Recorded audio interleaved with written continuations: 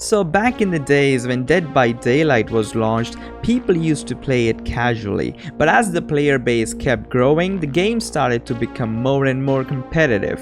With both sides coming equipped with a powerful strategy, it has become really important to explore the competitive side of the game. Hi, my name is Blexfer. I make Dead by Daylight videos, and in this video I'm gonna show you 5 areas of the game that if you perfect, then it may help you become more competitive.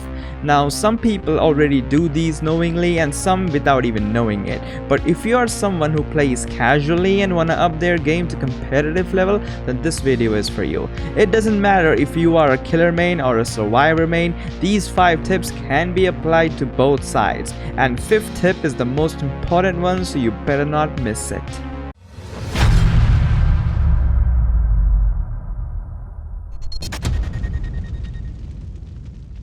Okay, first of all, you need to know that these are actually the 5 areas of the game that you need to learn perfectly in order to step up your game to competitive level, and these can be applied to both survivor and the killer mains. Tip number 1.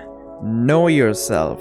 Whether you play as a survivor or a killer, having knowledge about your perks can massively improve your game sense. Knowing which perks does what and which perks go well with each other in synergy can be very useful in many situations. So I recommend you to take some time and go through all the perks you have.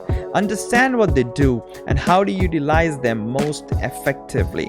Get an understanding of which perks can be combined to have a really strong effect and which 2 perks should never be used together. Keep trying new perks every now and then. If you have a friend, then do a custom game and see how a certain perk works. Doing so will also give you the basic idea of what perks you're comfortable with and how well they go with your playstyle. Speaking of playstyle, we come to tip number 2, which is discover your playstyle. One thing that all the casual players do the most is not really taking the game seriously. They just do whatever they feel like doing and do not care if that will ever work in their favor or not. They just go with the flow and do not follow a certain playstyle. If you ever want to play the game competitively, then you must explore your own playstyle first. Understand how to play the game as a whole. Realize what approach you take to deal with a certain enemy and how do you react when you are in a certain given situation. Well, obviously it's not easy to keep track of your actions while you are playing the game. That is why I recommend you to record your own gameplay and watch it later. Doing so will let you know what decisions you made when you were playing the game, what approach you took when you were in a certain situation, and also will help you decide what playstyle suits you best so that you can stick to it. And if you're familiar with all the perks, then you can use the ones that truly enhance your playstyle and gain a massive advantage over the enemy. Tip number 3. Map reading. The most important thing in any competitive game is having precise knowledge about the maps. Knowing all the good and the bad spots can heavily improve your gameplay. But unlike other games, maps in Dead by Daylight do not follow the same pattern, meaning that the locations of some objects won't be the same every time you load into a game. Although the basic structure of the map and main buildings will always be the same, locations of windows, palace and such will always keep shuffling, making it really difficult to remember the layout of the map. So whenever the game begins, it is wise for you to start reading the map as you move forward from the location you just spawned. Just try to remember where everything such as the windows, palettes, jungle gyms, the small loops and the big loops have spawned. This will heavily help you during chases. For example, if you're playing as a survivor and the killer just found you and you know where the good setups on the map are, you can just take the killer in that area of the map and keep him busy for another 2 minutes. And if you are a killer main and you already know where good setups are, you can force the survivor to go in the other direction and get an easy down on them. Tip number 4. Know your enemy. You must also know the strengths and weaknesses of your enemy. For example, let's say you are a killer main, then you must know about what survivor perks can do and how survivors can use them against you. Or if you're a survivor main, then you must know what killer perks can do and how killers can use them against you to gain an advantage. Remember, you can only make counter plays when you're familiar with the strengths and weaknesses of your enemy.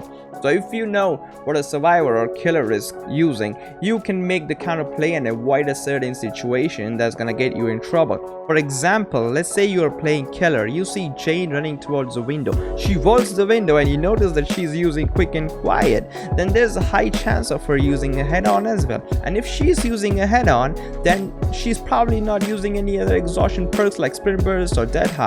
So you can swing at her anytime without even worrying of missing the hit. This is all you can make up just by noticing the fact that she had quick and quiet, and it works every time. That is why it's really essential for you to know the strengths and weaknesses of your enemy. Now the best way to gain this knowledge is to play as the opposite side, meaning if you're a killer main, try survivor for a day and vice versa. Now remember, every character and perk in this game has their own weaknesses. If you know them, then making any counter play is easy for you. Tip number 5.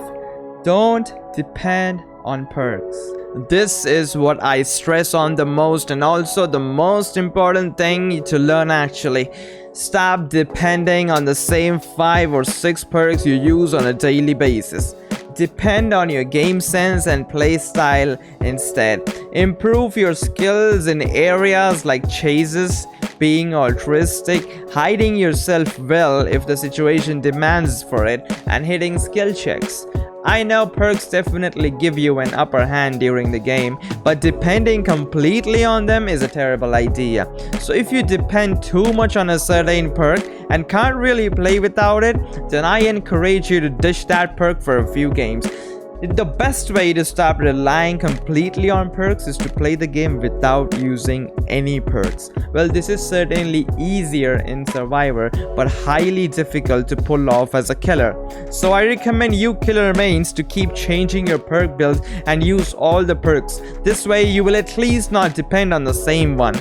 This won't be easy at first, but surely practice makes a man perfect. So keep practicing and keep trying out new perks rather than depending on the same ones. Alright guys, that's it for today. I hope you guys find this video helpful, and if you do, then please leave a like and help this video grow. And also, I stream on Twitch 5 days a week, so if you guys want to come hang out, then the link is in the description. Alright then, I'll see you guys in the next one. Till then, Blexfer out.